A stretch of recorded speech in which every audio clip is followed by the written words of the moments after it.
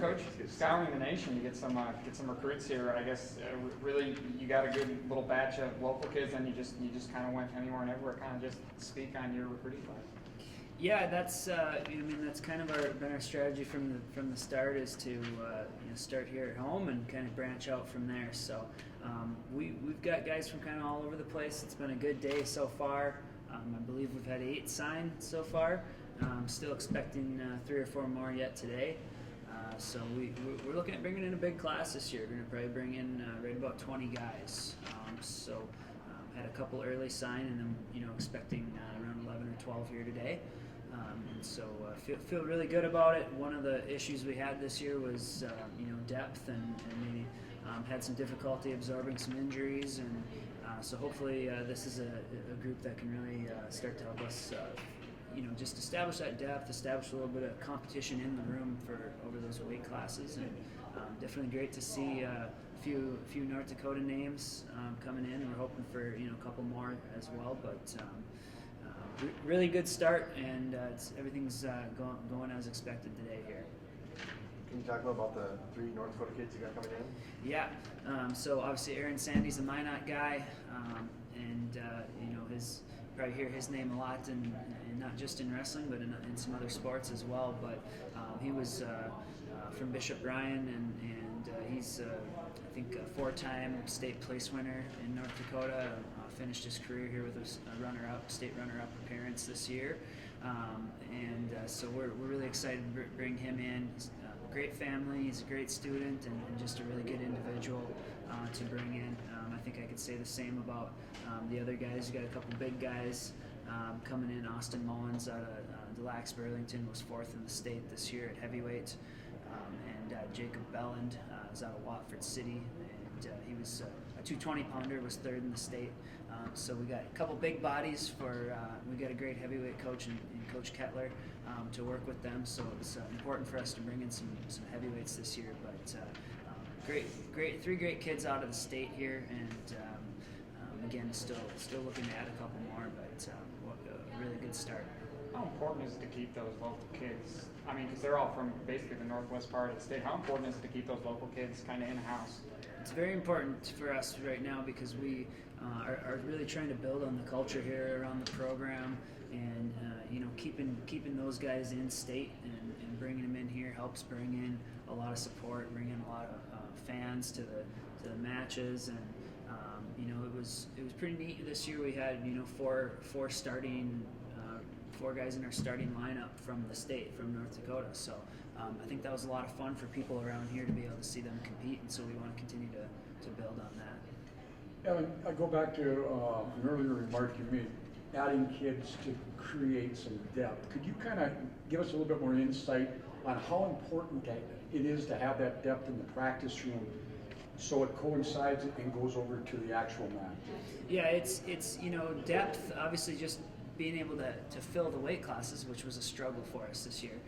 So having 3-4 different guys at each weight class, where you have a mixture of some youth and some guys with some experience, some older guys, juniors and seniors, is important, just to ensure that each and every year you're going to have someone ready to step up and fill that spot for you.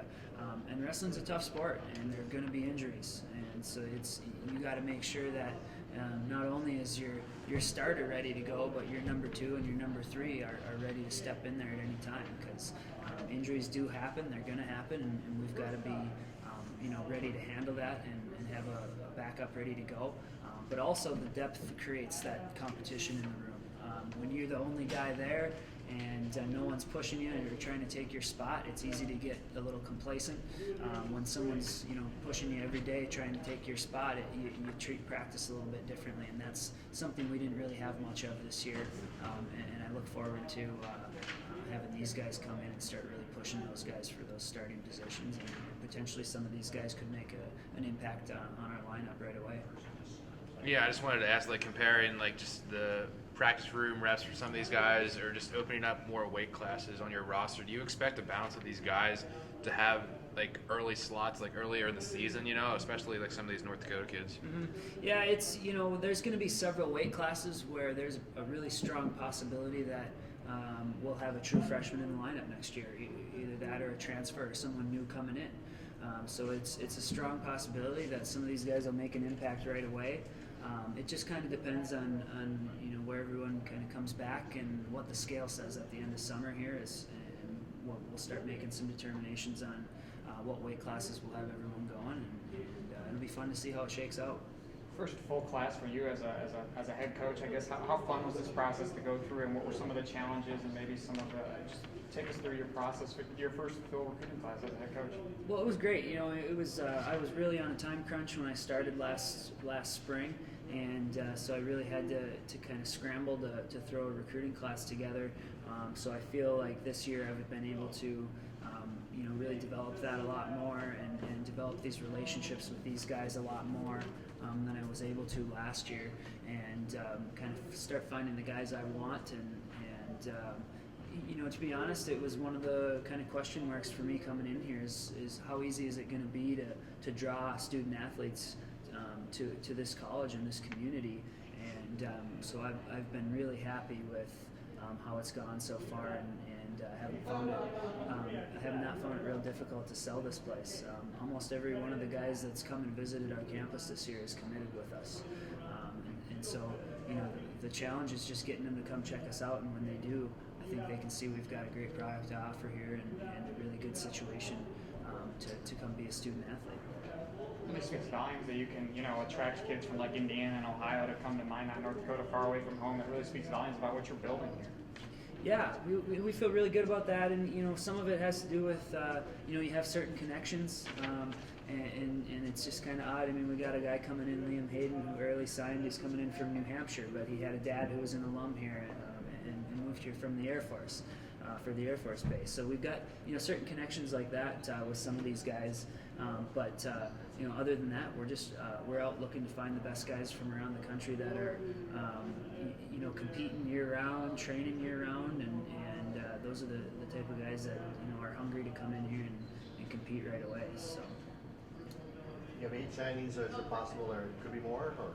Yeah, I'm expecting 3 or 4 more today yet, and then we'll probably have another late recruiting class within the next couple of weeks.